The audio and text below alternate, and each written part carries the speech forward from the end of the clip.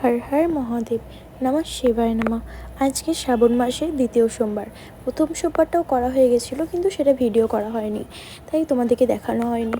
তো আজকে ভাবলাম একটা ভিডিও বানিয়ে তোমাদেরকে পোস্ট করে। আমি কম বেশি সকলে দেখেছি এই সোমবারটা পালন করে শ্রাবণ মাসে।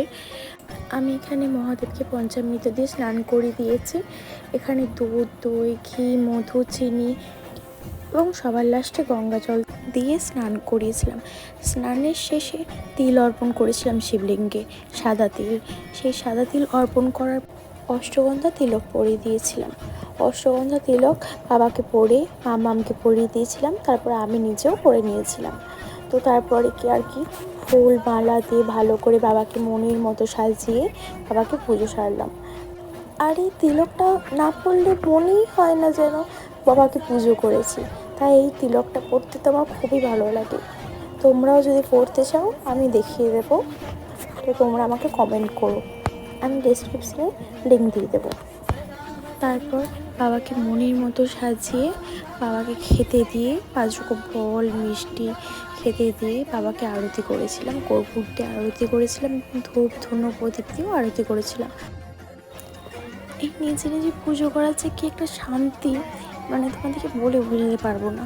তারপরে তো বাড়িতে বাবাকে নিজের মনের মতো করে করতে পারবো, কিন্তু মন্দিরে গেলে ঠেলাঠেলি করে এর মাথায় ঢালতে কি ওর মাথায় ঠেলে যায়, মানে বাবার মাথায় পড়েই না, ঠিকঠাক করে জল ঢালতেই পারি না।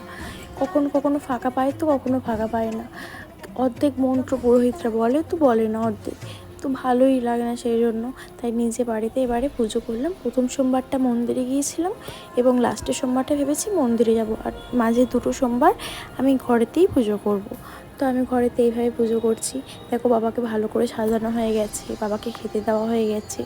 খেতে দেওয়ার পর এরপর কর্পূর দিয়ে বাবাকে ভালো করে আরতি করে নেব। আরতি করে নিয়ে তারপরে সবার লাস্টে প্রণাম করে চলে যাব। হর হর মহাদেব। এবং তোমরা জানিও তোমরা সারাদিনে কি খাওয়া দাওয়া করো। আমি তো ফল মিষ্টি সুজি এসব খেয়েই থাকি। তোমরা কি খাওয়া দাওয়া করো কমেন্টে অবশ্যই জানিও। এবং এই সোমবারটা, শ্রাবণ মাসের সোমবারগুলো কে কীরকমভাবে পালন করো অবশ্যই জানিও আমাকে। আমিও তাহলে সেরকম করার চেষ্টা করব। আমি অতটা জানি না, কিন্তু আমি চেষ্টা করি যতটা সম্ভব, মানে কতটা করার। এবং সর্বশেষে শাক বাজিয়ে প্রণাম করে আমি আমার পুজোটি সম্পূর্ণ করলাম। হর হর মহাদেব, নমঃ শিবায় নমঃ।